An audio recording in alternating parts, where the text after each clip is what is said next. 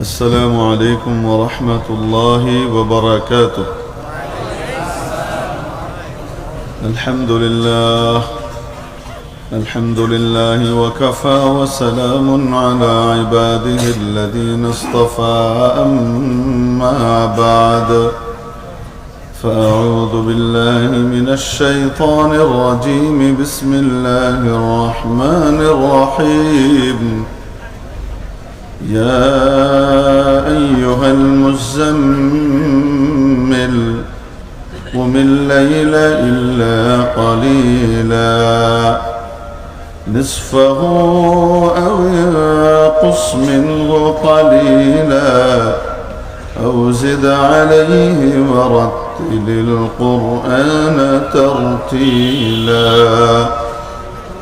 صدق الله مولانا العظيم.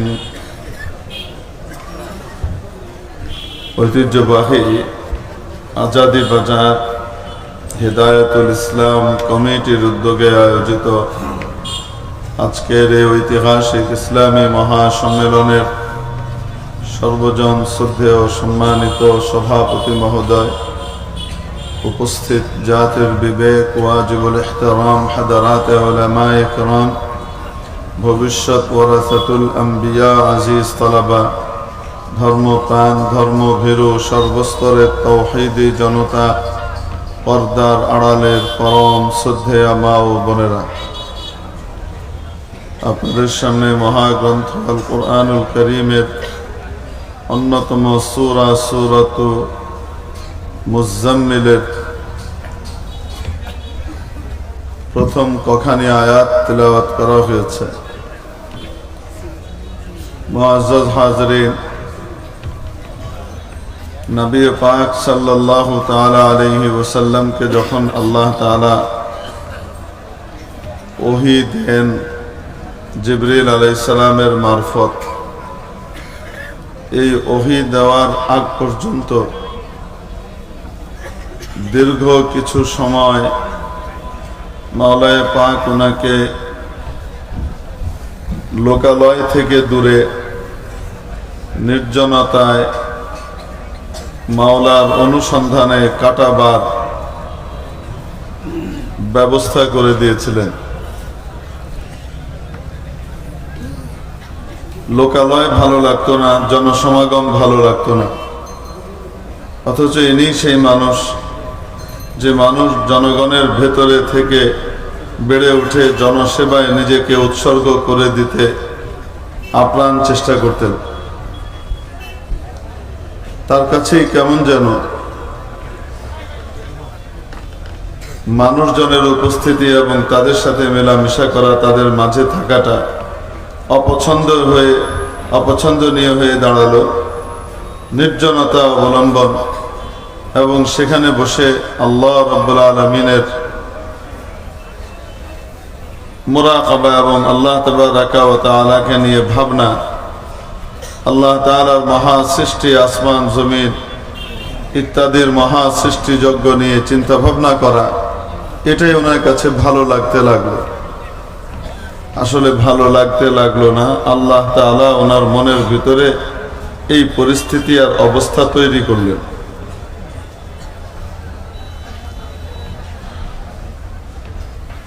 এবং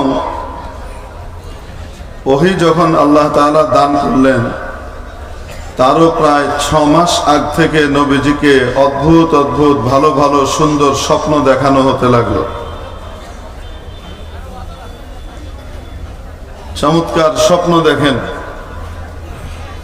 মজার ব্যাপার হলো, স্বপ্নে যা দেখেন হুবহু বাস্তবে তাই হয়।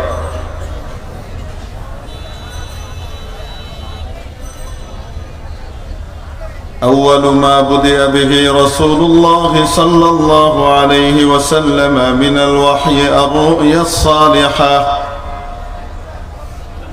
সহিহ বুখারীর প্রথম পৃষ্ঠার হাদিস, আম্মা জান আয়েশা সিদ্দিকা রাদিয়াল্লাহু তাআলা আনহা বলেন, সর্বপ্রথম নবীজিকে যখন ওহী পাঠানো হওয়া শুরু হয়, ওহীর সূচনা হয় এভাবে যে ওনাকে ভালো ভালো স্বপ্ন দেখানো হতে শুরু হয়।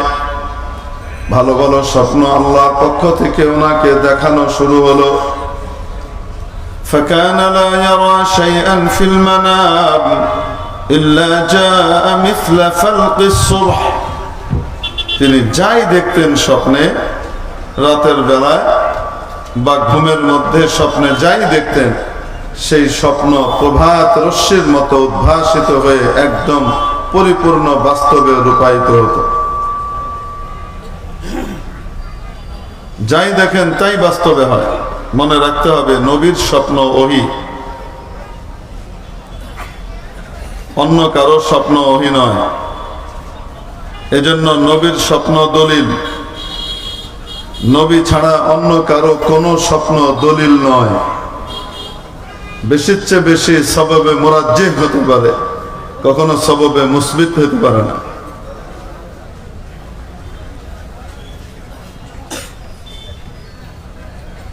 কারণ উম্মতের স্বপ্নের মধ্যে নবী ছাড়া অন্য কারো স্বপ্নের ভিতরে শয়তান ঢুকতে পারে।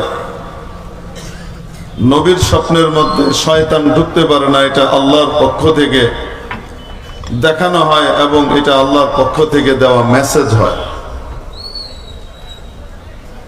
এজন্য বলা হচ্ছে, সর্বপ্রথম নবীজির উপরে যে ওহীর আগমন ঘটে সেটা হয় স্বপ্নের মাধ্যমে।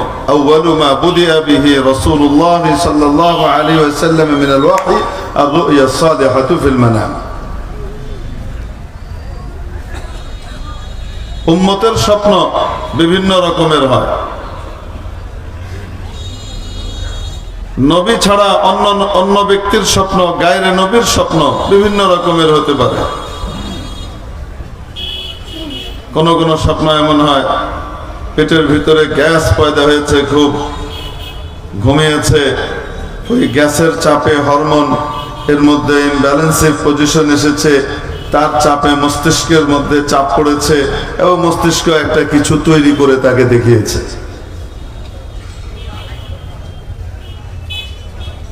এই স্বপ্নের কোনো অস্তিত্ব নেই। আবার কখনো কখনো এমন হয়, মানুষ যেটা ভাবে, যেটা চিন্তা করে, যেটা নিয়ে পেরেশান থাকে, ওই বিষয়টাকে মস্তিষ্ক সুন্দর করে সাজিয়ে গুজিয়ে ঘুমের মধ্যে তার সামনে পেশ করে। এটাও একটা স্বপ্ন। এই স্বপ্নের সাথেও আল্লাহ তাআলার কোনো সম্পর্ক নাই। আরেক রকমের স্বপ্ন মানুষ দেখে, যেটা সরাসরি শয়তানের পক্ষ থেকে হয়। শয়তানের পক্ষ থেকে কোন স্বপ্ন? যেই স্বপ্নের সাথে কোরআন এবং সুন্নাহর সরাসরি সংঘর্ষ, যেই স্বপ্ন কোরআন এবং সুন্নাহ বিরোধী, কোরআন সুন্নাহর সাথে, কোরআন হাদিসের সাথে সাংঘর্ষিক, শরীয়তের বিধানের সাথে সাংঘর্ষিক, বুঝতে হবে এই স্বপ্ন মিনাশ শয়তান। বর্মিয়া আসি তারে দেখাইছে। বর্মিয়া চিনেন তো? কে? যে ইবলিস। মাশাআল্লাহ। আশপাশে হয়তো শুনতেছে, বয়ান করা যায় না, সারা পৃথিবীতেই তো ঘুরে, আজকে এখানেও আসতে পারে, তো হয়তো শুনতেছে, শুনে মনে মনে কেউ রাগ করে দেখাইতেছে, ওয়াচ্ছের নাম কি, আমার বদনাম করস। বদনাম তো করি না, আকাম কুকাম যা করো সেটা শুধু মনে করাই দেই, ঠিক কি ঠিক না? তোমার ইবলিসগিরি যেমন তোমার ভিতরে থাকে, তোমার চেয়ে বড় ইবলিস আবু জেহেল, আবু লাহাব, উতবা, সাইবা ছিল, তারা আসল শয়তান, ঠিক কি ঠিক না?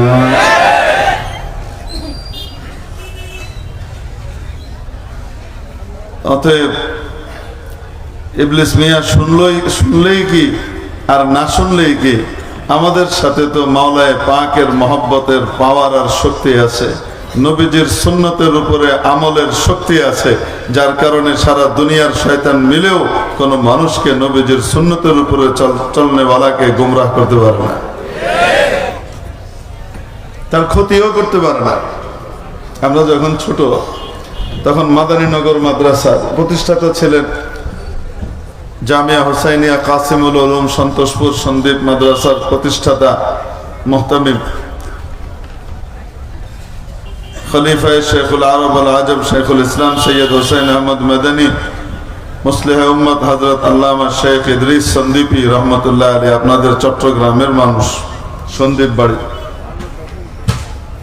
আল্লাহ দেখাইছে না? আচ্ছা মাশাআল্লাহ, আচ্ছা মাশাআল্লাহ।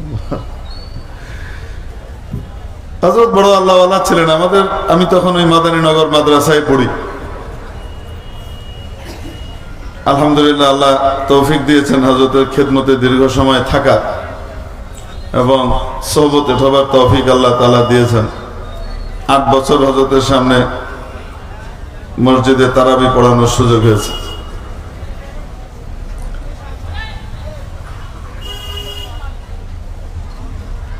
তো আমাদের মাদ্রাসার এক ছাত্রকে জিন ধরলো, ছুটে না। হযরত জিনের বাদশাকে ডাকাইলেন।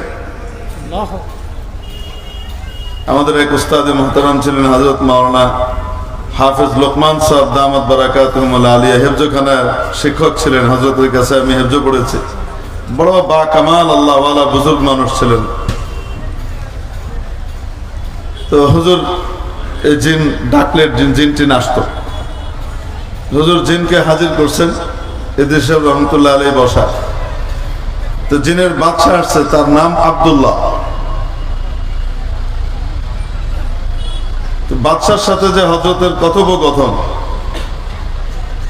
এটার কিছু অংশ আমি আপনাদেরকে শোনাচ্ছি, যেগুলো আমি হযরতের মুখ থেকে সরাসরি মজলিসের মধ্যে শুনেছি। বাকি অংশ মুস্তানাদ যারায় শুনেছে সেটা বলবো না, দরকার নেই।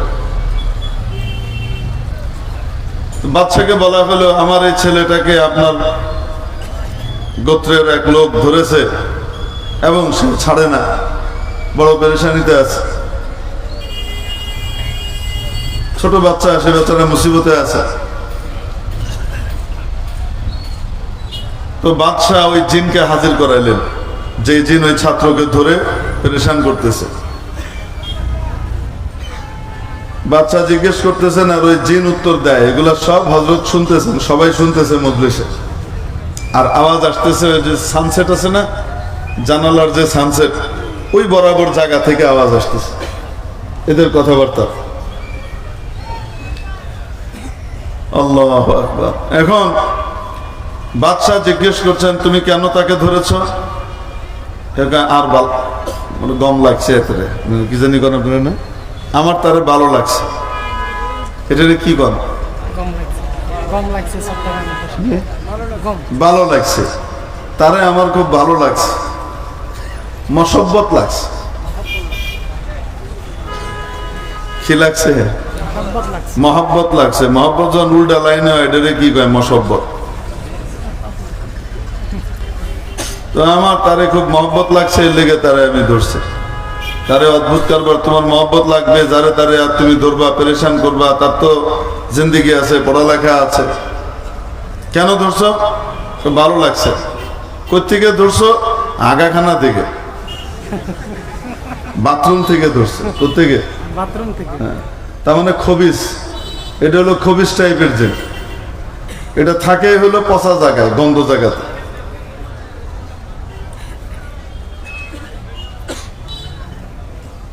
এখন যখন তাকে টাইট করে বাদশাহ পাকড়াও করেছে, এখন তাকে জেলে টেলে দিবে, এরকম অবস্থা যে তাকে ধরে সাজা দেওয়া হবে। এখন সেই জিন বলে, আপনার এই ছাত্র দোয়া পড়ে ঢুকে নাই কেন? আপনার এই ছাত্র যদি নবীর শিখানো দোয়া পড়ে সুন্নত তরিকায় ঢুকতো, আমি কেন সারা দুনিয়ার জিন শয়তানের ক্ষমতা ছিল না তার উপরে আসর করা। আল্লাহর হাবিবের সুন্নাত। আল্লাহু আকবার। জিন জাতিকে আল্লাহ কি পরিমাণ শক্তি দিয়েছেন, কি পরিমাণ পাওয়ারফুল জাত, আপনি কল্পনা করে দেখেন।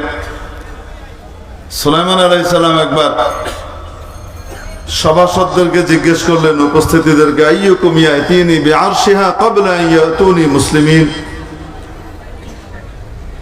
ওই যে রানী বিলকিস, নাম শুনছেন না আপনারা? তো রানী বিলকিস, তার সিংহাসন সুলাইমান আলাইহিস সালামের জায়গা থেকে তার যে এরিয়া, সেটা প্রায় 3500-3600 কিলোমিটার দূর। 3600 মাইল দূর, কিলোমিটার না, মানে প্রায় 5000 কিলোমিটারের উপরে দূরত্ব, 3500 মাইল দূর। তার এক বিশাল সিংহাসন ছিল, ওয়ালাহা আরশুন আযীম। হুদহুদ মিয়া এসে খবর দিছে, আল্লাহর নবী ওই মহিলা আপনার রাজত্বের ভিতরে বসবাস করে। আপনার রাজত্ব তো পূর্ব থেকে পশ্চিম, মাশরিক থেকে মাগরিব, শিমাল থেকে জুনুব, গোটা পৃথিবী আপনার রাজত্বের আওতায়। আর আপনার রাজত্বের ভিতরে থেকে সে গায়রুল্লাহর পূজা করে, সূর্যের ইবাদত করে। অত কিছু বুঝি না, তুমি না কয়ে অনুপস্থিত ছিলে কেন? এই কারণে আমি খবর আনতে একটু সময় লাগছে, তাই দেরি হয়ে গেছে। আর তার একটা বিশাল সিংহাসন আছে। যাই হোক, পরবর্তীতে সুলাইমান আলাইহিস সালাম ওই বিলকিসকে আসার জন্য আদেশ করছেন।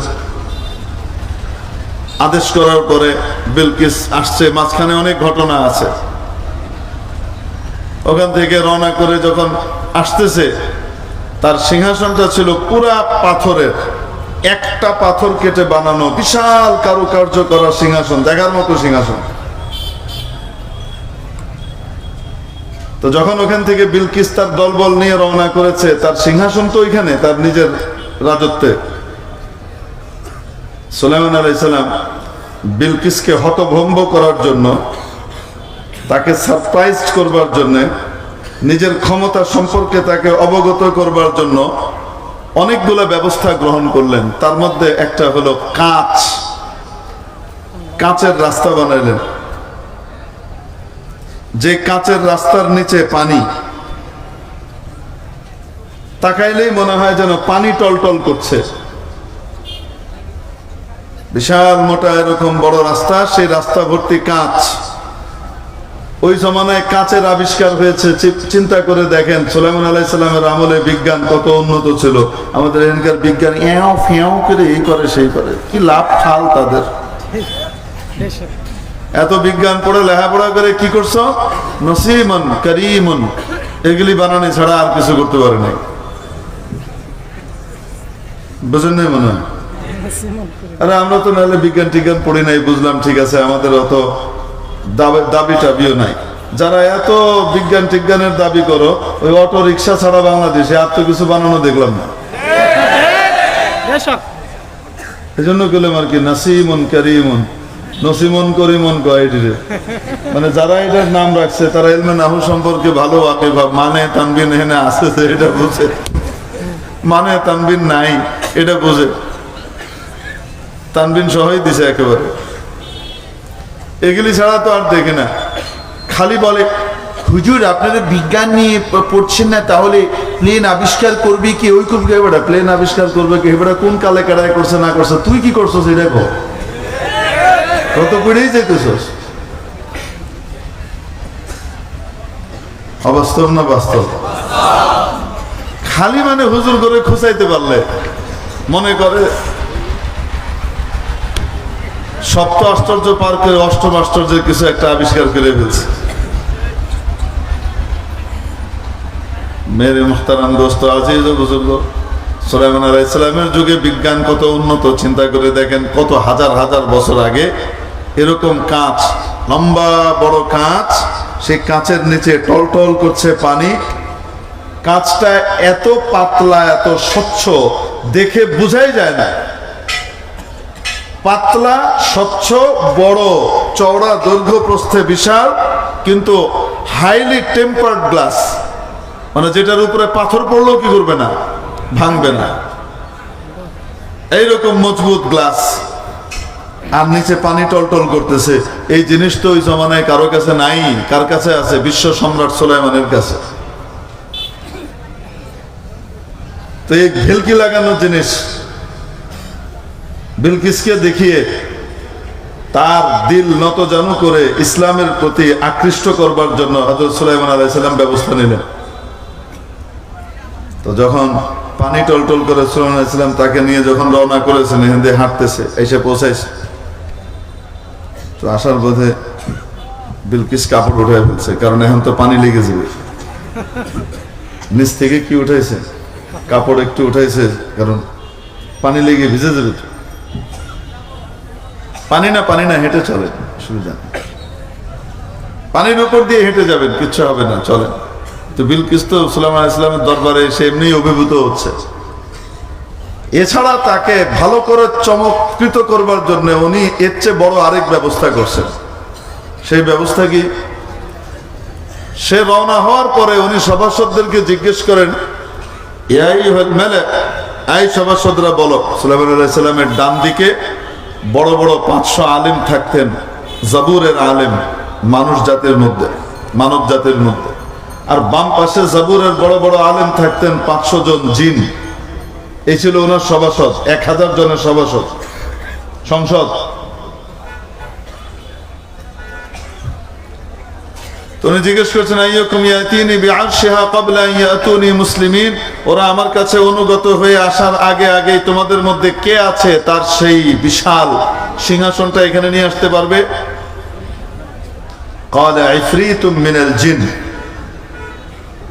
জিনদের এক বড় দৈত্য, সেই দৈত্য উঠে দাঁড়িয়েছে। দৈত্য উঠে বলছে, আমি নিয়ে আসবো। সুলাইমান আলাইহিস সালাম জিজ্ঞেস করেন, সময় কতক্ষণ লাগবে?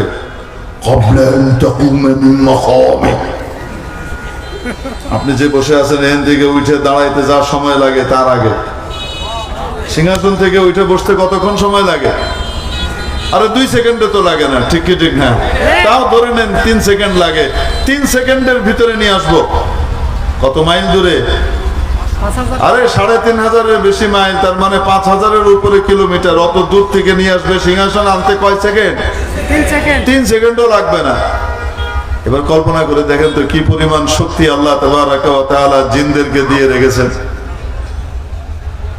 আমরা যখন দারুল দেওবন্দে পড়ি, তার আগের যুগের ঘটনা, আমাদের ওস্তাদদের সময়কার। মোহতামিম সাহেব হুজুর রাতের বেলায় হেঁটে বেড়াচ্ছেন। ছাত্ররা কি করে না করে, কে পড়ালেখা করে না করে, তদারকি আছে না নাই? আমাদের কওমি মাদ্রাসায় তো তদারকি দিনে রাতে 24 ঘন্টা হয়, যে বাচ্চার খাঁটি মানুষ হওয়ার আগ পর্যন্ত, মানুষ বানানোর পরিপূর্ণ প্রক্রিয়াতে ওস্তাদ তাকে দেখাশোনা করতে থাকে বিনা পয়সায়। কিসে? আরে ভাই, সম্মানী আর বেতন যেটা পায় তো খুবই অল্প, সেটা তো হলো ক্লাসের বিনিময়ে, ক্লাস করাইছে। ক্লাসের বাইরে আরো যে সময়গুলা, এই সময়গুলা যে ওস্তাদ নিগরানি করেন, দেখেন এটাকে কি বোঝা যায়? পয়সার জন্য তারা মাদ্রাসায় পড়ান না আল্লাহর জন্য? মাশাআল্লাহ, অন্যান্য লাইনে এরকমই তো। ছাত্র পড়ালেখা ঠিক মতো করলো কি করলো না, বাড়ি গিয়ে ঠিক মতো টিচাররা খোঁজ খবর নিয়ে আসা, এটা দায়িত্ব। কি বলেন আপনারা? কর না কেন? অতিরিক্ত একটু পড়লে সেটার জন্য কি লাগে? কোচিং ফি লাগে, বুঝলেন না মনে হয়? আর কোচিং সেন্টার আছে বিভিন্ন জায়গাতে, কেউ এগুলাকে আবার চিটিং সেন্টার বলে। আমি বলি না, কেউ বলে। কারণ দুর্বল ছাত্রদের জন্য কোচিং এর দরকার তো আছে, তাদের পড়ালেখা আলাদাভাবে এগিয়ে নেবার জন্য একটু মেহনত করার দরকার আছে। এটার বিনিময়ে যদি পয়সা নেন, অসুবিধা কি? নিতেই পারেন। কিন্তু ক্লাসে ঠিক মতো না পড়িয়ে, ক্লাসের সময় আগডুম বাগডুম করে পার করে পরীক্ষায় নাম্বার উঠাইতে হলে তার চিটিং সেন্টারে বইয়ে কি করতে হবে? ভর্তি হয়ে পয়সা দিতে হবে, তার কাছে কোচিং করতে হবে, নাইলে নাম্বার দিবে না। এই টাইপের যদি টিচার হয়, এটা শিক্ষক না, এটা ডাকায়। তবে এই টাইপের শিক্ষকের সংখ্যা কম। যারা কোচিং করান, আলহামদুলিল্লাহ, তারা ক্লাসেও পড়ান, অতিরিক্ত একটু পড়িয়ে কিছু বাচ্চাকে তৈরি করে দেয়। তো দুষ্ট প্রকৃতির মানুষ তো কিয়ামত কাছাইতেছে, সব জায়গাতেই কম বেশ থাকবে, ঠিক না? এটা থাকবে, এটা নিয়ে মন খারাপ করার কিছু নেই। তো এখন কি পরিমাণ পাওয়ার এবং শক্তি আল্লাহ তাআলা দিছে দেখেন। তো ওইখান থেকে সে নিয়ে আসবে কয় সেকেন্ড টাইম? 3 সেকেন্ডও লাগবে না। এটা শুধু ওই জমানার ছিল আর এই জমানার জিনের নাই তা নয়। দারুল দেওবন্দে নিগরান ওস্তাদ এবং মোহতামিম সাহেব মাঝে মাঝে কি করতেন, ঘুরে ঘুরে দেখতেন বাচ্চা কি করতেছে। তো একদিন এক সামনে গিয়ে দাঁড়িয়েছেন, রুম বন্ধ, রুম কি বন্ধ, ভিতরে আলো জ্বলে। ওস্তাদ যে দাঁড়িয়ে আছেন, ভিতর থেকে কথাবার্তার আওয়াজ শোনা যাচ্ছে। তো একজন বলতেছে, রে মিষ্টি খাইতে মন চাইতেছে। আরেকজন কয়,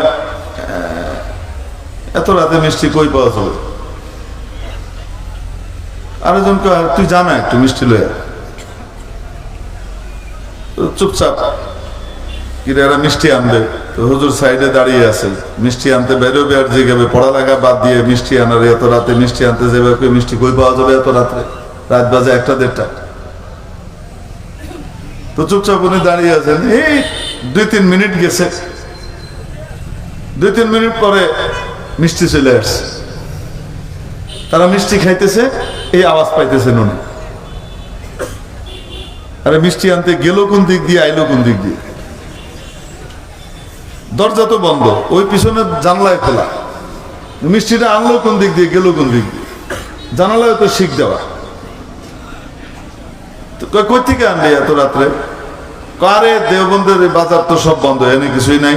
পরে মুজাফফরনগর গেলাম, ওখানেও দেখি কিছু নাই। মেরঠ গেলাম, মেরঠেও দেখি সব দোকানপাট বন্ধ, এই মিষ্টির দোকান খোলা নাই, অন্যান্য ওষুধ দোকান খোলা আছে। পরে গিয়ে দিল্লি থেকে লয়ে এলাম। কই থেকে লয়েছে? দিল্লি থেকে মিষ্টি লয়েছে। কয় মিনিট লাগছে? 3-4 মিনিট লাগছে। হুজুর তো মনে করছে মিষ্টি আনতে বেরিয়ে, আর আমি কি করবো, ধর্ম। তার মানে বোঝা গেল এই রুমের ভিতরে যে কয়জন আছেন তলিবুল ইলম, এরা একজনও কিনা, এরা সবাই কি আল্লাহর সেই মাখলুক, মানুষের বেশে পড়ে।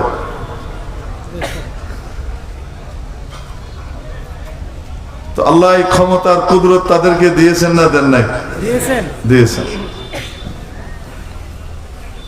আরেকবারের ঘটনা, ওস্তাদ জি গেছেন ঘুরতে ঘুরতে বিভিন্ন জায়গাতে রাতের বেলায়। তো তখন থেকে ভিতরে আলো জ্বলে, অনেক রাত আলো জ্বলে। তো আলো জ্বলা দেখে কৌতূহলী হয়েছে, হুজুর ফাঁক দিয়ে তাকাইছেন। তো তাকায় দেখতেছেন ওই যে চাবি লাগানোর যে ছোট্ট ছিদ্র, ওইটা দিয়ে দেখা যায়। তো তাকিয়ে দেখেন কিতাব খোলা, 2টা টেবিল, টেবিলের উপরে কিতাব খোলা, আর কিতাবের সামনে সাপ 2টা এরকম করে কি করে, মোতালা করে। কি মোতালা করে? সাপ। আল্লাহ তাআলা জিনকে বিভিন্ন রকমের আকৃতি ধারণের ক্ষমতা দান করেছেন, সুবহানাল্লাহ বলেন না? এবং তাদের প্রিয় আকৃতি হলো 2টা। প্রিয় আকৃতি কয়টা? 2টা, সাপ আর বিড়াল। আরে মানুষের আদর পাইতে মন চায় না, আমরা সবাই একটু আদর করুক। মানুষ আদর পাইতে ভালোবাসে না? প্রাণীর জগতে দেখবেন বিড়াল আছে না, বিড়াল কিন্তু খুব আদর পাইতে ভালো লাগে, ভালোবাসে। সে একটু আপনি সুযোগ দিলে সে গাটা এরকম করে আপনার এরকম করে ধনুকের মতো পিঠ বাঁকিয়ে একটু আদর করলে হয়েছে, সে ধনুকের মতো পিঠ বাঁকিয়ে এরকম হয়ে আপনার পায়ের এদিক দিয়ে ঢুকবে, ওদিক দিয়ে ঢুকবে, মানে আমাকে আর একটু আদর করো, ক্যাডলমি, আমাকে আর একটু কি করো, আদর করো। তো বিড়াল আদর পেতে ভালোবাসে না? তো নিশ্চয় জিনদের ভিতরে কারো কারো একটু আদর পেতে মন চায় যে আমার একটু পিট টিট গোলায় দেখ, কেউ বিলানের লোক নাই। তো বিড়াল হয়ে ঘুরে যদি মানুষের সামনে যায়, তো মানুষ একটু কি করে, আদর করে। এই জন্য বিলাই বিলাই ফেলে যে কিছু পোলাবেন এসে লাথিমুথি মারে, খালি বিলাই দাওয়া দেয়। বিলাই দেখলে এরকম করে বিলাই দাওয়া দেয় না, যদি ওইটা জিন হয়ে থাকে তাহলে কিন্তু তোর খবর আছে। কদিন পরে দেখবি না চায় সোজা করে ধুয়ে দিবে। এই জন্য কোনো প্রাণীকে কষ্ট দিতে নেই। ইসলাম কোনো প্রাণীকে কষ্ট দেওয়া পছন্দ করে না। এমনকি যেই প্রাণী মানুষের জন্য ক্ষতিকর, কিন্তু সে যদি তার নিজ গৃহে নিজ বাসায় থাকে আর সে সরাসরি এখন এসে তোমার ক্ষতি না করে থাকে, তাকে কষ্ট দেওয়ার অনুমতিও ইসলাম দেয় না। আবু দাউদ শরীফের মধ্যে হাদিস রয়েছে, রাসূল পাক সাল্লাল্লাহু আলাইহি সাল্লাম ইরশাদ করেন, লা ইয়াবুলান্না আহাদুকুম মাহাব্বার রিহ, তোমাদের মধ্যে কেউ যেন বাতাসের উল্টো দিকে বসে পেশাব না করে। বলেন তো কেন? বাতাসের বিপরীত দিকে যদি পেশাব করে তো বাতাস পেশাব ছিটা এনে কোথায় লাগাবে? গা নাপাক করে দিবে। কেউ যেন না করে। নিচু জায়গায় বসে উঁচু জায়গায় যেন পেশাব না করে। কেন বলেন তো দেখি? বেয়ে এসে নিজের পা এবং অন্যান্য জায়গা কি করে দিবে?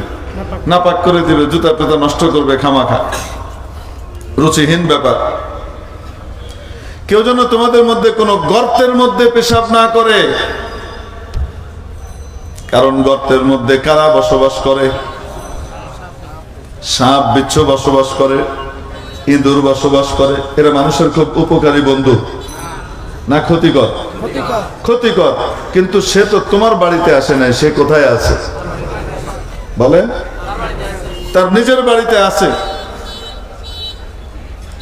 অতএব তোমাদের যেন কেউ ক্ষতি না করে,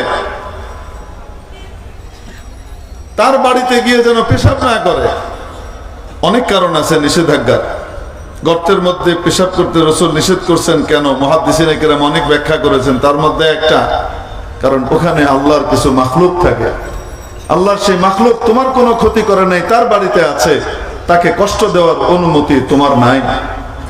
তুমি আশরাফুল মাখলুকাত মানুষ, তুমি অন্য মাখলুককে খামাখা কষ্ট দিবা না। আল খালকু ইয়াদুল্লাহ, গোটা সৃষ্টিকুল যেন আল্লাহর পরিবার। আল্লাহ আমাদেরকে যেমন তৈরি করেছেন, সাপ বিচ্ছু বাঘ ভাল্লুককেও কে তৈরি করেছেন? আল্লাহ তৈরি করেছেন। এখন ওখানে গিয়ে যদি কি করে? হিসাব করে। আল্লাহ রসুলের কথা মানলো না, তো ভিতরে মনে করেন এখানে বিষাক্ত সাপের নাম কি? এই দেশে আরে কিং কোবরাই পাবে। এইখানে বিষাক্ত সাপে কি কয়? সবচেয়ে বিষধর সাপ যেটা, ওটার নাম কি? ফানক সাপ। হ্যাঁ, ঠিক আছে। এই ফানক সাপ ভিতরে ঘুমাইতেছে আর পেশাব করে দিচ্ছেন আপনি।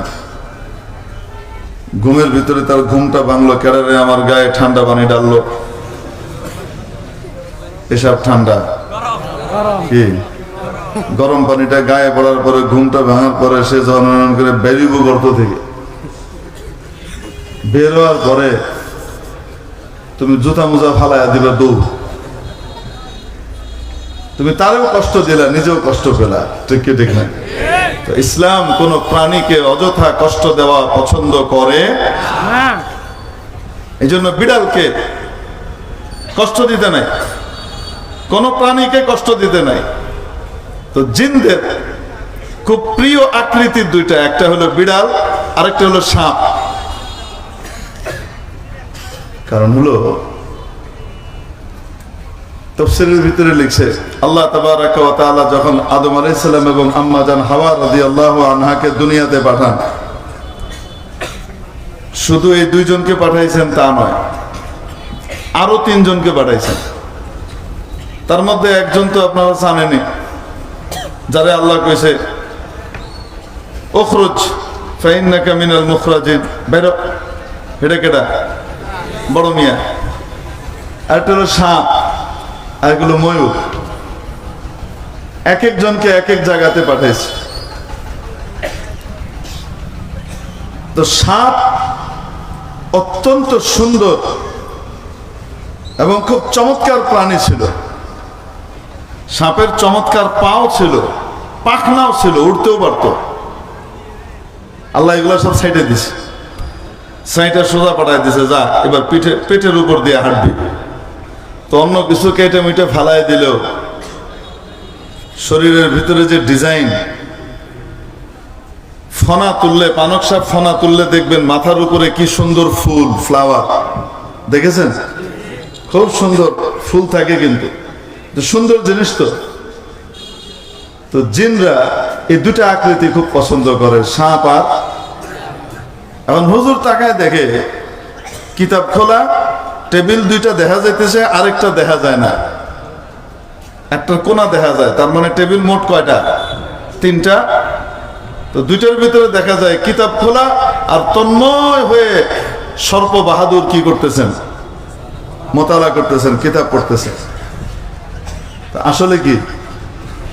আসতে বলেন।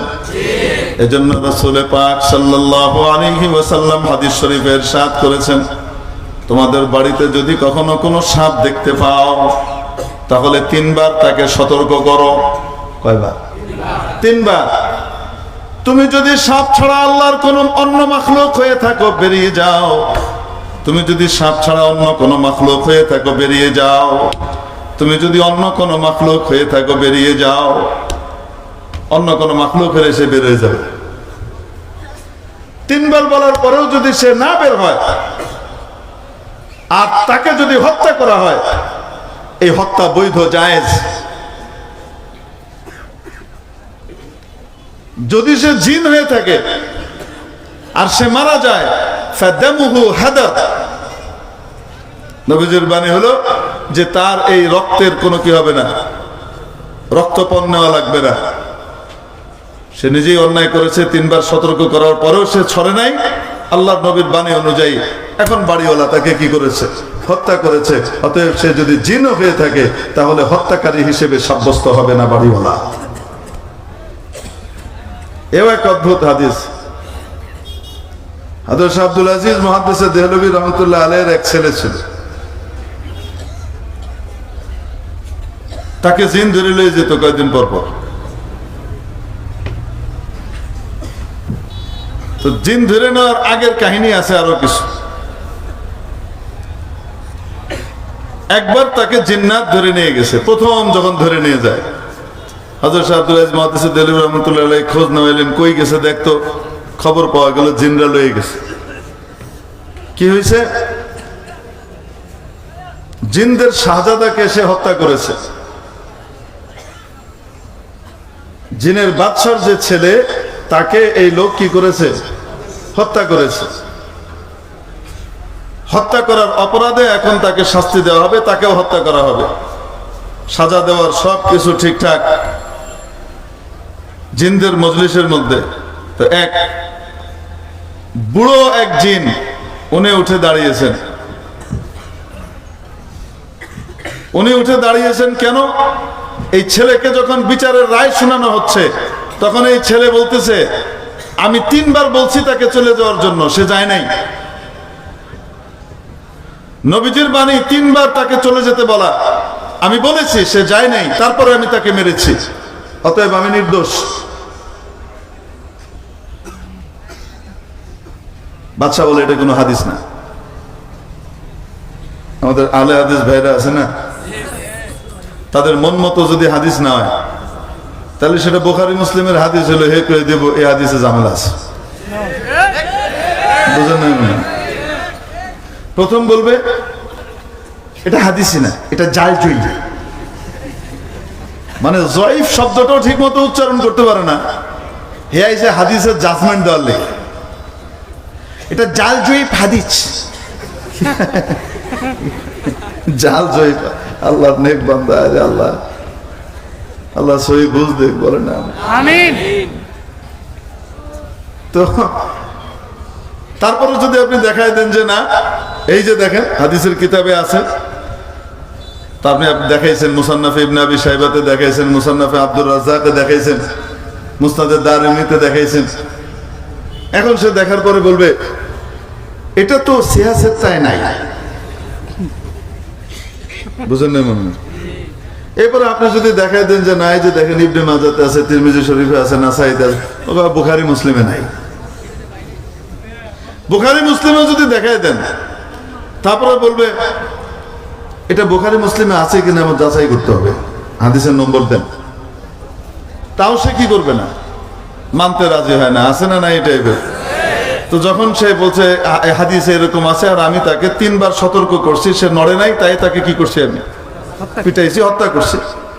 সাপকে হত্যা করা বৈধ, আমি তাকে হত্যা করেছি। আমি তো জিন মারি নাই, আমি তো শাহজাদা মারি নাই। আল্লাহর কি অদ্ভুত কুদরত। ওই জিনের বাদশা বলতেছে এগুলো কোনো হাদিস না, খামাখার কথা তুমি বলে এটা ইয়ে করতেছো। মজলিসের ভিতর থেকে এক বৃদ্ধ জিন উঠে দাঁড়িয়েছেন। উনি উঠে দাঁড়িয়ে বলতেছেন, বাদশাহ নামদার, আমি রাসূল পাক সাল্লাল্লাহু আলাইহি ওয়াসাল্লামের জবানে মুবারক থেকে নিজ কানে এই হাদিস শুনছি। আমি শুনেছি আল্লাহ রাসূল এরকমই বলেছেন, ইনি যা বলেছেন। কেউ কেউ বলেন এই ঘটনা শাহ আব্দুল আজিজ মুহাদ্দিসে দেহলভী রহমাতুল্লাহ আলাইহি নিজের সাথে, আল্লাহু আ'লাম বিসওয়াব। হযরত শাহ ওলিউল্লাহ মুহাদ্দিসে দেহলভী রহমাতুল্লাহ আলাইহি সাহেবজাদা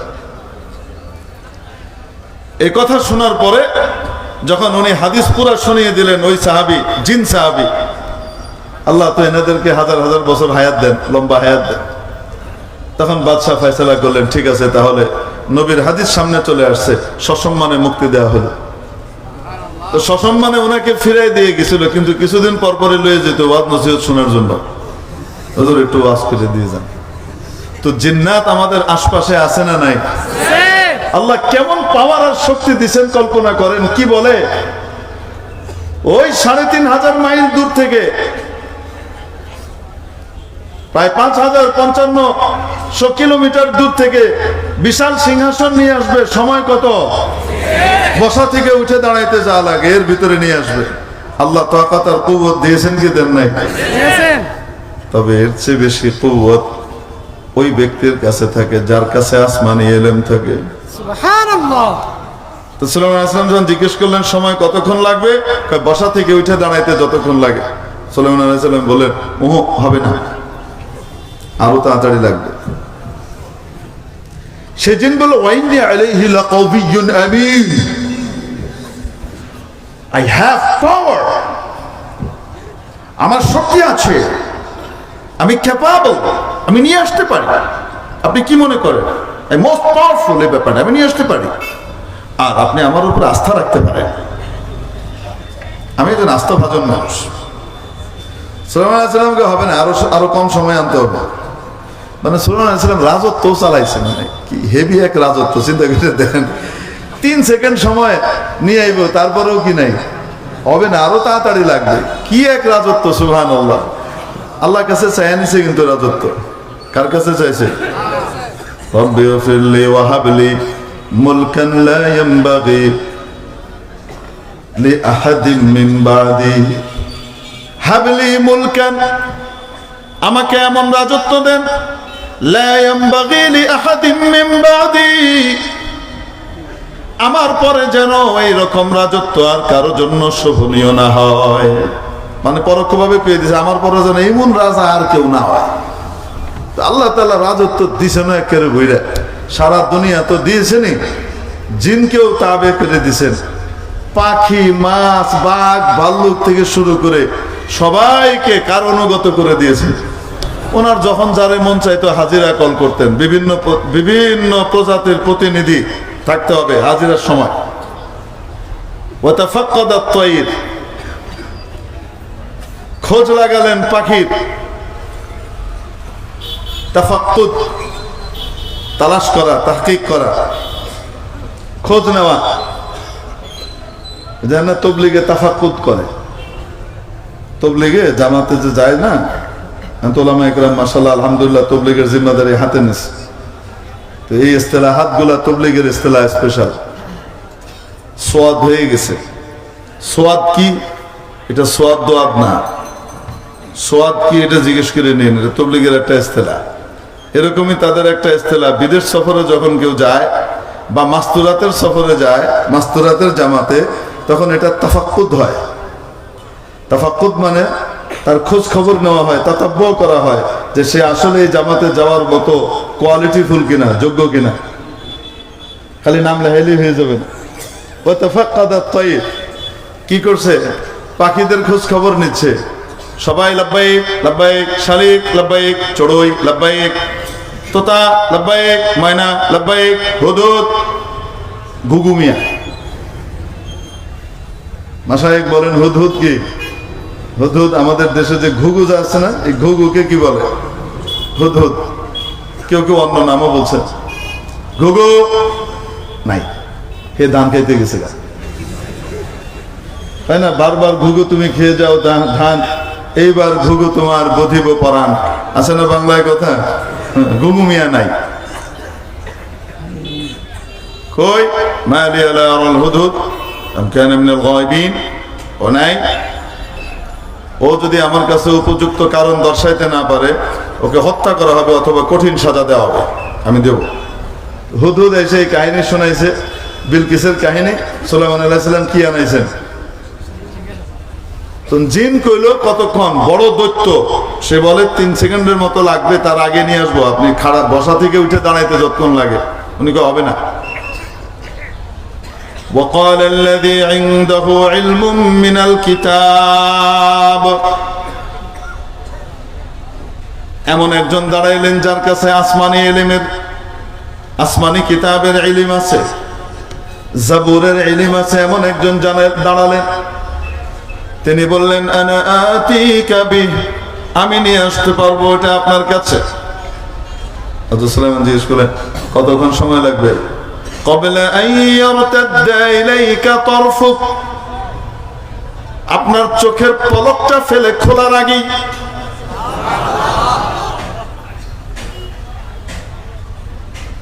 এটা বলে সুলাইমান আলাইহিস সালাম চোখের পলক ফেলে দেখেন, ফালাম্মা রাআহু মুস্তাকিরান ইনদাহু,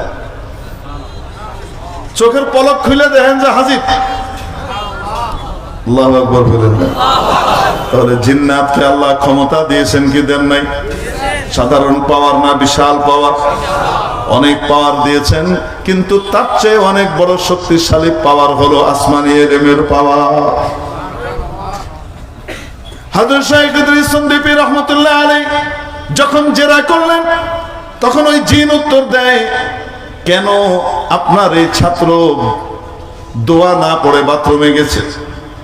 যদি সে দোয়া পড়ে বাথরুমে যেত, আমি কেন, যত শক্তিশালী জিন হোক না কেন, আপনার এই ছাত্রের উপরে কোনো আসর আর প্রভাব ফেলতে পারত না, ধরতে পারত না।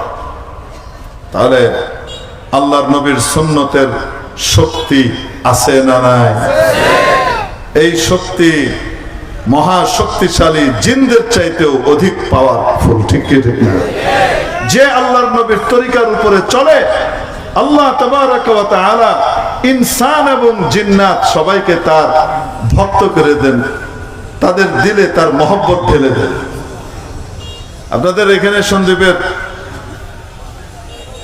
বাংলাদেশের সর্বপ্রথম যে 2 জন শেখ হাদিস নিয়ে আসছিলেন, শেখুল হাদিস, একজন হলেন হযরত মাওলানা সাঈদ আহমদ সন্দ্বীপি রহমতুল্লাহ আলাইহি, আরেকজন হলেন বর্তমানে হাটহাজারী মাদ্রাসার বিখ্যাত মুফতি মুহাদ্দিস হযরত শেখ আল্লামা মুফতি কিফায়াতুল্লাহ সাহেব দামাত বারাকাতুহুমের আপন দাদা মুহাদ্দিসে কবির হযরত মাওলানা শেখ আব্দুল ওয়াদুদ সন্দ্বীপি রহমতুল্লাহ আলাইহি।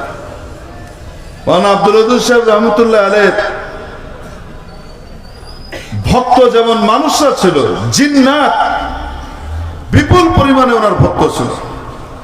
উনি দুনিয়া থেকে যাওয়ার পরেও যে কামরায় উনি থাকতেন, সেই কামরার সামনে দিয়ে এখনো কেউ বিনা ওযুতে সন্ধ্যার পরে গেলে থাপড় খায়।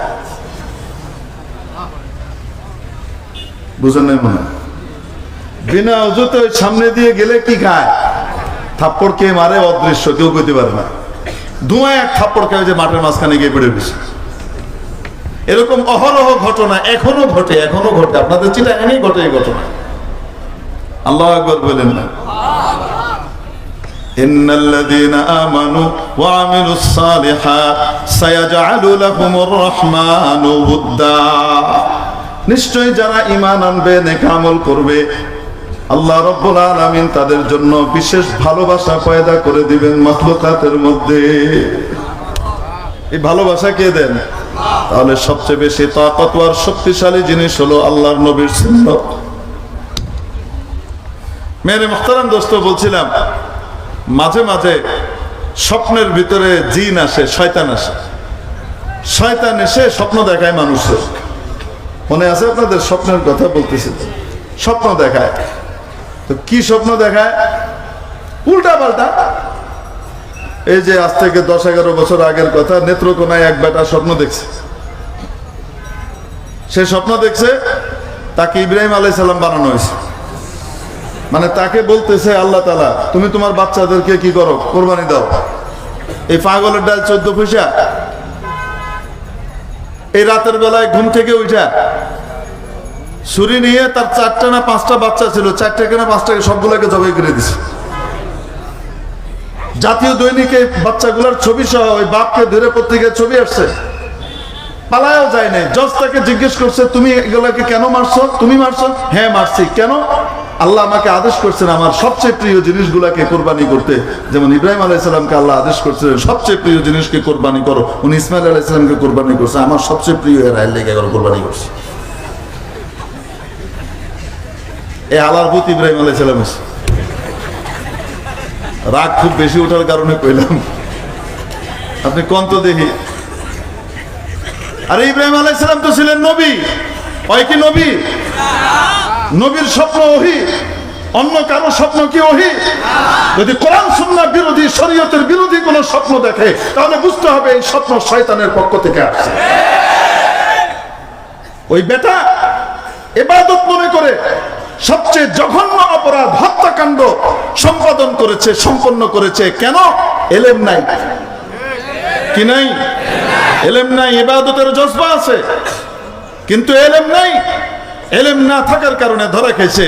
সে জানে না যে নবীর স্বপ্ন আর তার স্বপ্ন এক নয়। ইব্রাহিম আলাইহিস সালাম নবী ছিলেন, তাকে যদি আল্লাহ বলেন সেটা আদেশ, সেটা ওহী, সেটা ওনার জন্য ফরজ। তার জন্য সে যদি স্বপ্ন দেখে এটা শরীয়ত বিরোধী হলে এটা শয়তানের পক্ষ থেকে, আল্লাহর পক্ষ থেকে নাই। এলেম তার নাই।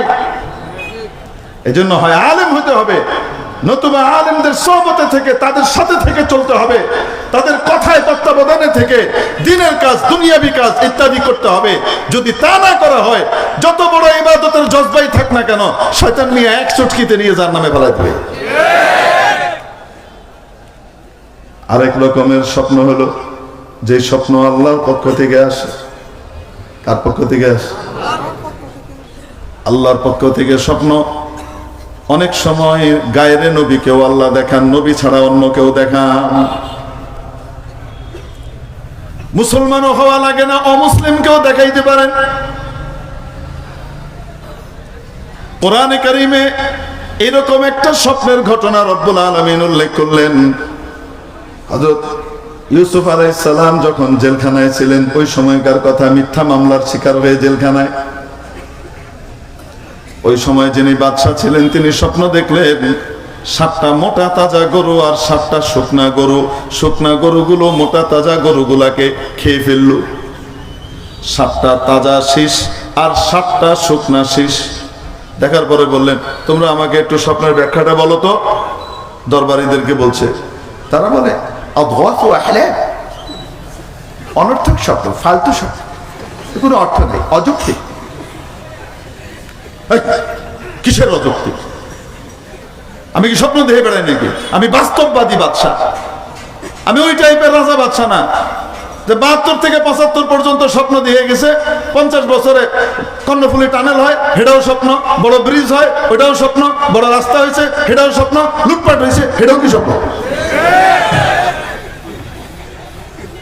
2টা সুটকেস নিয়ে যে পালায় গেছে, নিশ্চয়ই এটাও স্বপ্ন ছিল। ঠিক কি না? 2 বোন মিলে পালাইলো, কপালে কয়টা সুটকেস? 2 দুগুণে কয়টা? 4টা সুটকেস নিয়ে 4 बेगों के साथ हिंदुस्तान फिरार हो रही है।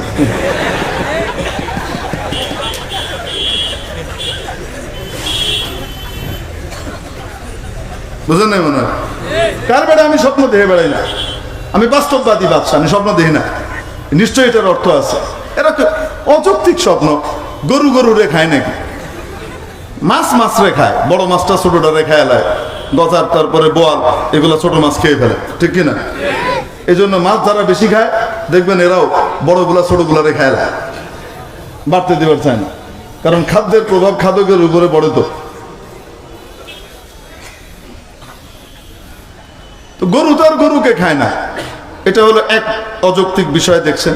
2 নম্বর হলো, যদি খাই ধরে নিলাম বিল ফার্ম, কিছুক্ষণের জন্য মেনে নিলাম, মন্তেক দিয়ে একটা তসব্বুর কায়েম করলাম নি যে খাইতে পারে। আচ্ছা, যদি খেতে পারে তো তাহলে মোটা তাজা গুলা ছোট গুলারে খাবে, শুকনা গুলা ভুটকা গুলারে খাইছে, এটা হয় নাকি? বাচ্চা গায় না, এটার অর্থ আছে, তোমরা বুঝো টুঝো না। বাদশার যে পাচক ছিল মানে জুসার, এই জুসার এক সময় জেলখানায় ছিল ইউসুফ আলাইহিস সালামের সাথে। সে আবার জেলখানায় এক স্বপ্ন দেখছিল, ইউসুফ আলাইহিস সালাম ব্যাখ্যা দিছিলেন, একদম হাড়ে হাড়ে বাস্তবায়িত হয়েছে সেই স্বপ্ন। তার মনে পড়ছে, ইসরে ইউসুফ তো খুব চমৎকার স্বপ্নের ব্যাখ্যা দেয়। বাদশাহ নামদার অনুমতি দিলে আমি একটু জেলখানায় যাই, ওখানে একজন ভালো নেককার পরেশগার মানুষ আছে, নারী কেলেঙ্কারির ফাঁসায়া তাকে মিথ্যা মামলা দিয়ে জেলখানায় পাঠিয়ে দেওয়া হয়েছে, খুব ভালো মানুষ। যাও, ভিতরে গেছে, যায় ইউসুফ আইয়ুহা সিদ্দিক, ও দোস্ত ইউসুফ, আফতিনা ফি সাব'i বাকারাত সিমান ইয়াকুলুহুন্না সাব'উন ইজাব। আমি একটা স্বপ্ন দেখেছি, এই স্বপ্নটা একটু বলে দেন। কি স্বপ্ন? এই স্বপ্ন দেখছি। ইউসুফ আলাইহিস সালাম কে, এই স্বপ্ন তুমি দেখতে পারো না। কয় না, আমি দেখেছি। কারণ দূর, তোমার মতো জুসারের স্বপ্ন দেখা এটা না, এই স্বপ্ন জুসারের স্বপ্ন না। তাহলে কে দেখছে? এই স্বপ্ন দেখতে পারে হয়তো আজিজে মিশর, মিশরের খাদ্য কাম প্রধানমন্ত্রী, অথবা মিশরের বাদশাহ। এটা অন্য কেউ দেখতে পারে না। এটা রাজকীয় স্বপ্ন, এটা ফৈন্যের স্বপ্ন না। পরে স্বীকার করছে যে হ্যাঁ, এটা বাদশাহী দেখছে। শুনো, এই স্বপ্নের ভিতরে 15 বছরের ভবিষ্যৎবাণী করা হয়েছে। সুবহানাল্লাহ কেন না? আগামী 7 বছর মিশরে বাম্পার ফলন হবে। ওই যে 7টা মোটা তাজা গরু, এগুলো হলো বাম্পার ফলন।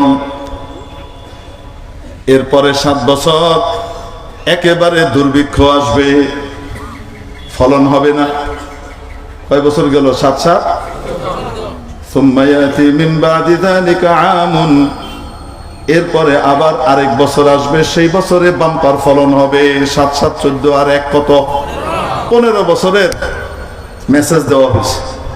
আর বাদশাকে বলল, আল্লাহর পক্ষ থেকে যে মেসেজ দেওয়া হয়েছে এটার সলিউশন হলো এই, 7 বছর যে বাম্পার ফলন হবে জানি সব খায়া শেষ না করে ফেলে, বরং জনগণের যতটুকু দরকার অতটুকু খাবে, আর বাকিটুকুকে রাষ্ট্র নিজ দায়িত্বে কিনে নিয়ে আসবে এবং সেগুলোকে বিশ্ব গোডাউনে, খাদ্য গোদামের ভিতরে শীর্ষসহ সংরক্ষণ করবে, মজুত করবে। এইভাবে 7 বছর জনতার কাছ থেকে অতিরিক্ত ফসল রাষ্ট্র কিনে নিয়ে মজুত করে রাখবে। এরপরে 7 বছর যখন দুর্ভিক্ষ দেখা দিবে, ফসল হবে না, ওই 7 বছর এই মজুতকৃত ফসল থেকে ধীরে ধীরে ধীরে ধীরে জনতাকে সুষম বন্টন করা হবে, যেন কেউ খাবে আর কেউ খাবে না, তা হবে না, তা হবে না। হ্যাঁ, এই টাইপের সিস্টেমে সকলেই যেন পায়, এইভাবে বন্টন করা হবে, কম দামে রিলিফ দেওয়া হবে। এরপরে 1 বছর ব্যাপক ফলন হবে, আবার খাদ্য নিরাপত্তা স্টেবল হয়ে যাবে। এই হলো ফলাফল। তো বলেন তো দেখি, এখানেও এই স্বপ্নটা কার পক্ষ থেকে? এজন্য হাদিস শরীফের মধ্যে এসেছে, স্বপ্ন ওহির 46 ভাগের 1 ভাগ। কি অর্থ? এর একটা ব্যাখ্যা হলো এই, মানুষ যত রকমের স্বপ্ন দেখে সেগুলোকে যদি একসাথে করা হয়, তার 46 ভাগের 1 ভাগ স্বপ্ন আল্লাহর পক্ষ থেকে আসে, ওটা ওহির মতো। ওহি যেমন সত্য সঠিক আল্লাহর পক্ষ থেকে আসে, ওই স্বপ্নগুলোও কার পক্ষ থেকে আসে? এটা একটা ব্যাখ্যা, কিন্তু এটা আসলে জুচ্ছই ব্যাখ্যা না। আসল ব্যাখ্যা হলো, মুহাদ্দিসিনে কেরাম অনেক ব্যাখ্যা করেছেন, তার ভিতরে একটা হলো, আপনাদেরকে বলছিলাম রাসূল পাক সাল্লাল্লাহু আলাইহি ওয়াসাল্লাম কি করতেন?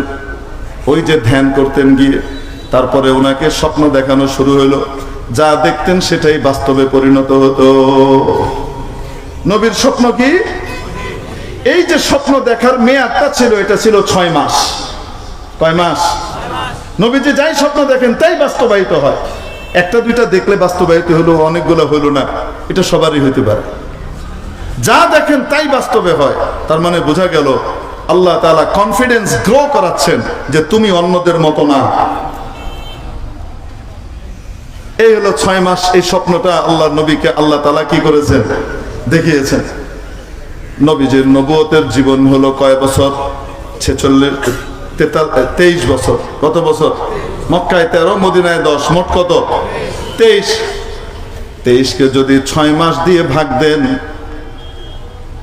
23কে যদি 6 মাস দিয়ে ভাগ দেন, প্রতি বছর কয়টা 6 মাস? প্রতি বছর 6 মাস কয়টা? 2টা।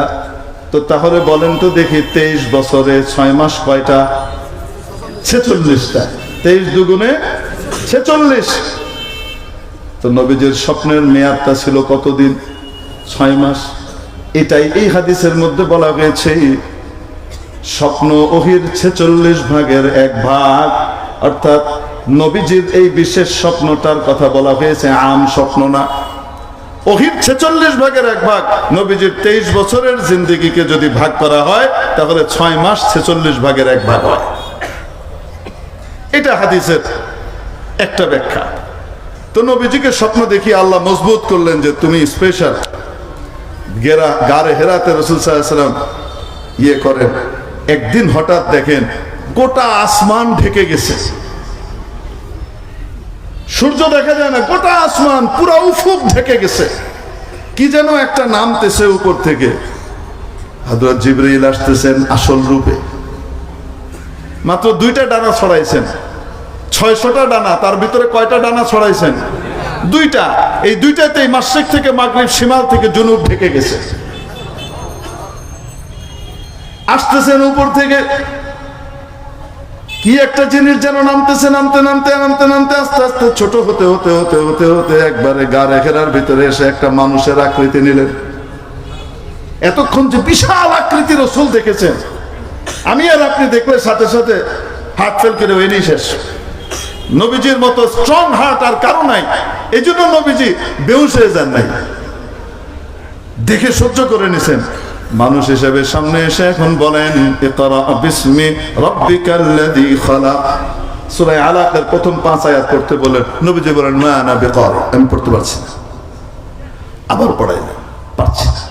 আবার পড়াইলেন, পারছি না। জিবরাইল আলাইহিস সালাম বুকের সাথে জাপটে ধরে কঠিন ভাবে চাপ দিলেন, এত জোরে চাপ দিলেন, নবীজি সাল্লাল্লাহু আলাইহি ওয়াসাল্লাম বলেন হাত্তা বালাগা মিনিল জুহদ আও আল জাহদ। এটা একটা আরবি মুহাওয়ারা, বাংলায় আমরা বলি কি, এত জোরে জাপটে ধরে চাপ দিলেন যেন আমার প্রাণ বায়ু বেরিয়ে যাওয়ার উপক্রম হলো। আমরা বাংলায় বলি না যে আমার জান বেরিয়ে যাবে, এইরকম পর্যায়ে আমি পৌঁছে গেলাম, এত জোরে চাপ দিলেন। চাপটা দেওয়ার সাথে সাথে মুখ থেকে অটোমেটিক বের হয়, ইকরা বিসমি রাব্বিকাল্লাযী খালাক, খালাকাল ইনসানা মিন আলাক, ইকরা ওয়া রাব্বুকাল আকরাম আল্লাযী আল্লামা বিল কলম, আল্লামাল ইনসানা মা লাম ইয়ালাম। রব্বুল আলামিন বুঝিয়ে দিলেন, আসমানি ইলম অর্জন করার পদ্ধতি হলো সোহবত। সোহবত ছাড়া সত্যিকারের ইলম আসে না। রব্বুল আলামিন জিবরিলকে দিয়ে পাঠিয়েছেন। জিবরিলের সিনা যখন নবীজির সিনার সাথে মিলেছে, সিনা থেকে সিনায় ইলম মুনতাকিল হয়েছে। এই জন্য একা একা পড়ালেখা করে, গবেষণা করে, বই পড়ে, ইন্টারনেট ঘেটে, গুগল সার্চ দিয়ে, হযরতওয়ালা ইউটিউব চ্যানেল থেকে নিজের ইলম আর জ্ঞান যদি কেউ অর্জন করতে চায়, আলেম ওলামা থেকে দূরে থেকে একা একাই যদি গবেষণা করতে চায়, কিছু পুঁথিগত শব্দ শিখবে, আসমানি ইলমের নূর আসবে না, গোমরাহির ভিতরে যাবে। কয়েকদিন পরে গর্তের ভিতরে পড়বে, একা একা গবেষণা করবে। আল্লাহ আমাদেরকে বুঝবার তৌফিক দান করেন। এখন যখন ফেরেশতা চলে গেছেন, রাসূল সাল্লাল্লাহু আলাইহি সাল্লাম ভয়ে, মানুষ তো কাঁপতে কাঁপতে সারা শরীরে জ্বর চলে এসেছে এবং কাঁপতে কাঁপতে বাড়িতে আসছেন। বাড়িতে এসে বলছেন জাম্মিলুনি জাম্মিলুনি, আমাকে কম্বল দিয়ে পেঁচাও, আমাকে কম্বল দিয়ে পেঁচাও। মানে এত শীত লাগছে এবং বলছেন ইন্নী খাশিতু আলা নাফসি, আমি আমাকে নিয়ে ভয় পাচ্ছি, মনে হয় বড় কোনো জিন টিন এসেছিল, আমাকে যদি মেরে ফেলে, আমাকে যদি আক্রান্ত করে, আমাকে যদি পাগল বানিয়ে দেয়, আমি আমাকে নিয়ে ভয় পাচ্ছি। হযরত খাদিজাতুল কুবরা রাদিয়াল্লাহু তাআলা আনহা আম্মা জান সান্ত্বনা দিলেন, আপনার ভিতরে এই এই এই এই গুণগুলা আছে, এই গুণগুলা যার ভিতরে থাকে আল্লাহ তাকে কখনো অপমান করতে পারে না, কখনো আপনাকে জিন টিন আসে নাই। এটা অন্য কোনো বিষয় হবে। গেলেন ওয়ারাকা ইবনে নওফল ইবনে আব্দুল উজ্জার কাছে, সে খ্রিস্ট ধর্মের বড় আলেম ছিল, তার কাছে গেলেন হযরত খাদিজার আত্মীয়, গিয়ে জিজ্ঞেস করার পরে উনি বললেন, আরে মুহাম্মদ, আপনার কাছে তো ওই নামুস আর ফেরেশতা এসেছিলেন যেই ফেরেশতা হযরত মুসার কাছে আসতেন। এটা কোনো জিন নয়, আল্লাহ আপনাকে নবী হিসেবে বরণ করেছেন। আপনার ভবিষ্যৎবাণী আগেকার কিতাবগুলোর মধ্যে আছে। আমি জানি না আমার জীবন অতদিন লম্বা হবে কিনা। যদি আমি ওই সময় বেঁচে থাকি তাহলে আমি আপনার পাশে দাঁড়াবো। আমার সবটুকু নিয়ে মনে হয় আমি বাঁচবো না। অতদিন পর্যন্ত আপনার জাতি আপনার বিরুদ্ধে দাঁড়াবে এবং আপনাকে আপনার দেশ ছাড়া করবে। রাসূল সাল্লাল্লাহু আলাইহি ওয়াসাল্লাম অবাক হয়ে গেছিলেন। আওয়া মুখরিজিয়াহুম, মানে আওয়া, এই ওয়া হরফাত আগের, আওয়া মুখরিজিয়াহুম, এই মক্কাওয়ালারা যারা আমাকে মাথায় তুলে রেখেছে, মুকুটহীন সম্রাট আমি যাদের, এরা আমাকে বের করে দিবে এখান থেকে। ওয়ারাকা ইবনে নওফল বলেন, জি বের করে দিবে। হক কথা গ্রহণ করবে না। আপনি যখন সত্য নিয়ে আসবেন, অন্যান্য নবীর সাথে যা হয়েছে আপনার সাথেও তাই হবে। মাথার মুকুট থেকে আপনাকে জুতার ফিতা বানায় দিবে, এমন আচরণ করবে। তো রাসূল পাক সাল্লাল্লাহু আলাইহি সাল্লাম সান্ত্বনা পেলেন। কিন্তু ওই যে কম্বল জড়িয়ে এসেছিলেন না, আল্লাহ তাআলা অনেক দিন পরে, প্রায় 3 বছর পর সূরা মুদ্দাসসির নাজিল করলেন, প্রথম কয়েক আয়াত, তারপরে নাজিল করলেন ইয়া আইয়ুহাল মুযাম্মিল, এই কম্বলওয়ালা। বুঝেন না? মনে হয় বড় মায়ার শব্দ। মানে কাউকে যখন খুব বেশি কেউ ভালোবাসে, তার বিভিন্ন গুণগুলাকে নিয়ে তাকে নিয়ে মজা করে। বুঝেন না? মনে অনেক বড় যখন ছোটকে খুব বেশি ভালোবাসে, তার সাথে মজা করে, তার বিশেষ কোনো বিষয়কে স্মরণ করায়, ঐতিহাসিক কোনো বিষয়কে নিয়ে তাকে কি করে, মজা করে। ইয়া আইয়ুহাল মুযাম্মিল, এ কম্বল আবৃত ব্যক্তি, উঠেন, আল-লাইল, রাতের বেলায় দাঁড়া, আমার সাথে আপনি একটু প্রেমালাপ করবেন না? আমার সাথে আপনার একান্তে কথোপকথন হবে, তো মহব্বতের আদান প্রদান হবে। দাঁড়া, ইল্লা কালিলা, একটুখানি ঘুমিয়েন, বাকি সময় দাঁড়ান। এই বিধান প্রায় 10 বছরের মতো ছিল। পরে আয়াত নাজিল হলো। সবার যখন কষ্ট হচ্ছে, সাহাবীরা ওইরকম করছেন, সারা রাত নামাজ পড়ে অল্প সময় ঘুমায়। তারপরে আল্লাহ তাআলা সহজ করে দিলেন নিসফা, আচ্ছা আধা রাত ঘুমান, আধা রাত জাগেন। আবিন কুসমিনহু কালিলা আও জিদ আলাইহি, অথবা আধা রাতের চেয়ে কিছু বেশি সময় জাগেন, অল্প সময় ঘুমান, অথবা আধা রাতের চাইতে কিছু অল্প সময় জাগেন, বেশি সময় ঘুমান। কোন নামাজের কথা বলা হয়েছে? আসতে বলেন। তাহাজ্জুদের নামাজ পড়বো তো ইনশাআল্লাহ। বেশি রাত করে মাহফিল ছাড়লে তাহাজ্জুদ পড়তে কষ্ট হয়ে যাবে, ঠিক কি ঠিক না? এই জন্য বেশি লম্বা আমরা করব না ইনশাআল্লাহ। অলরেডি অনেক লম্বা করে ফেলছি, আল্লাহ তাআলা আমাকে মাফ করে দেন। হযরত শেখকে বসিয়ে রেখে এই ধরনের বক্তব্য রাখা, আমার তো ওয়াইজের খাতা থেকে নাম কাটা যাবে। কারণ উনি তো হলেন আমাদের সভাপতি, আপনি জানেন তো, রাবেতাতুল ওয়াইজিন বাংলাদেশের সভাপতি সাহেব বসায় ওয়াজ মারতেছে, নাম কেটে দিলে তখন কি অবস্থাটা হবে, এখরাজ করে দিবে, বুঝলেন না? এই জন্য তাড়াতাড়ি ছাড়তেছি।